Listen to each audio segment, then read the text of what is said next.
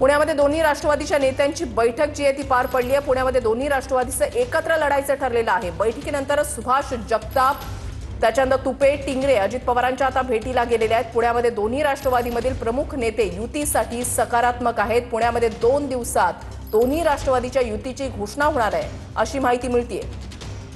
अजिंक्य धायपुडे आमचे प्रतिनिधी अधिक माहिती देतील। अजिंक्य, अगदी बरोबर आहे की 3 दिवसापासून उपमुख्यमंत्री अजित पवार पुण्यात स्थान मांडून आहेत आणि पिंपरी चिंचवड आणि पुणे महापालिकेत दोन्ही राष्ट्रवादी एकत्र येऊन लढाव्यात यासाठी अजित पवार प्रयत्नशील होते। खरं तर काल रात्री राष्ट्रवादी शरद पवार गटाचे आणि अजित पवार गटाचे जे पुण्यातील महत्वाचे नेते आहेत त्यांची बैठक पार पडली होती। त्यानंतर सकाळी सुभाष जगताप जे अजित पवार गटाचे शहर अध्यक्ष आहेत त्यांनी रात्री जे बैठकीत घडलेलं आहे ते सगळं अजित पवारांना सांगितलं होतं। त्यानंतर अगदी काही वेळापूर्वी मुख्य ठिकाणी पुन्हा एकदा दोन्ही पक्षातील महत्वाच्या नेत्यांची बैठक पार पडलेली आहे आणि पुणे महापालिकेसाठी एकत्र लढण्यासाठी दोन्ही बाजूच्या नेत्यांनी होकार दिलेला आहे आणि हा निरोप घेऊन जे आहेत ते आता आमदार चेतन तुपे असतील, सुनील टिंगरे असतील आणि सुभाष जगताप असतील हे तिघे देखील या बैठकीला उपस्थित होते आणि हे तिघे देखील आता अजित पवारांकडे आलेले आहेत आणि दोन्ही बाजूने युती करण्यासाठी नेते सकारात्मक आहेत। येत्या 2 दिवसात ही घोषणा केली जाईल असं देखील या नेत्यांकडून सांगितलं जातंय। तर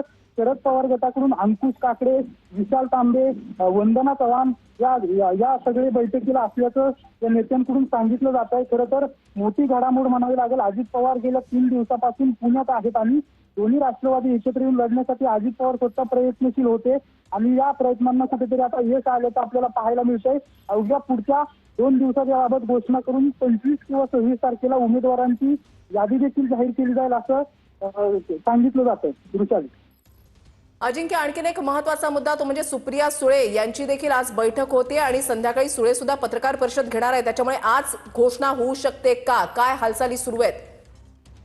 अगदी बरोबर आहे। उपमुख्यमंत्री अजित पवार आता पुण्यात आहेत। अगदी काही वेळानंतर दुपारनंतर उपमुख्यमंत्री अजित पवार मुंबईच्या दिशेने रवाना होणार असल्याचं देखील समजतंय।